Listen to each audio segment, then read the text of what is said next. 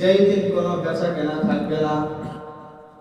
কিয়ামতের কঠিন বিভীষিকাময় অবস্থা এমন হবে যে দিন ঢের সম্পদ খরচ করলেও কোনো কাজে আসবে না।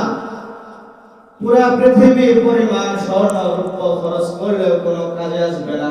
ওয়ালা খুল্লাতুন ওয়ালা শাফাআহ, যেই দিন কোনো বন্ধু বান্ধব আত্মীয় স্বজন কাজে আসবে না এবং যেই দিন কোনো সুপারিশকারীও মিলবে না।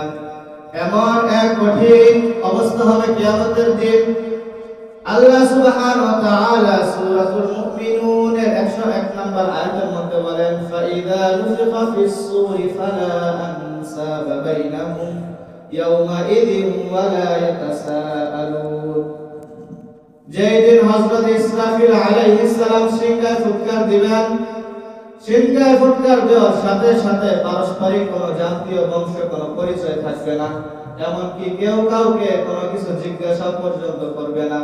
এমন এক বিভীষিকাময় অবস্থা হবে। এর জন্য আল্লাহ সুবহানাহু ওয়া তাআলা বলেন, কিয়ামত আসার পূর্বে আমি তোমাদেরকে যে রিজিক দান করেছি সেই রিজিক থেকে তোমরা আমার রাস্তায় খরচ করো। কেননা কিয়ামত হলে মানুষের মৃত্যুর পরে তার কিয়ামত শুরু হয়ে যায়। আমি আপনি যখনই মরে যাব তখন থেকে কবর থেকে আমার কিয়ামত শুরু হয়ে যাবে। তো আমাদের মৃত্যুর পূর্বে আল্লাহ সুবহানাহু ওয়া তাআলা আমাদেরকে দান সদকা করতে বলেছেন। আল্লাহ যে রিজিক আমাদেরকে দিয়েছেন সেই রিজিক থেকে দান করতে বলেছেন। কেননা রাসূল সাল্লাল্লাহু আলাইহি ওয়াসাল্লাম, মুসলিম শরীফের হাদিস 4077 নম্বর হাদিস, হযরত আবু হুরায়রা রাদিয়াল্লাহু আনহু বলেন, রাসূলুল্লাহ সাল্লাল্লাহু আলাইহি ওয়াসাল্লাম বলেন, মানুষের মৃত্যুর পর তার সকল আমলের দরজা বন্ধ হয়ে যায়। মানুষ যখন মৃত্যুবরণ করে, মৃত্যুবরণ করার সাথে সাথে তার সকল আমলের দরজা বন্ধ হয়ে যায় শুধুমাত্র তিনটি ব্যতীত। এক নাম্বার হলো সদকা জারিয়া।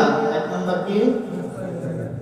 দুই নাম্বার হলো এমন ইলম যে ইলম দ্বারা মানুষ উপকৃত হতে পারে।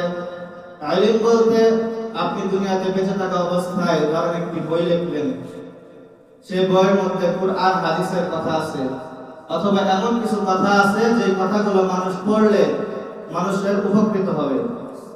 তো আল্লাহ সুবহানাহু ওয়া তাআলা বলেন, এমন ইলম যদি কেউ দুনিয়ার জমিনে রেখে যায়, তো এই বই পড়ার দ্বারা বা এই জ্ঞান অন্বেষণ করার দ্বারা যতদিন পর্যন্ত মানুষ উপকৃত হবে ততদিন পর্যন্ত তার আমলনামায় সওয়াব যোগ হতে থাকবে।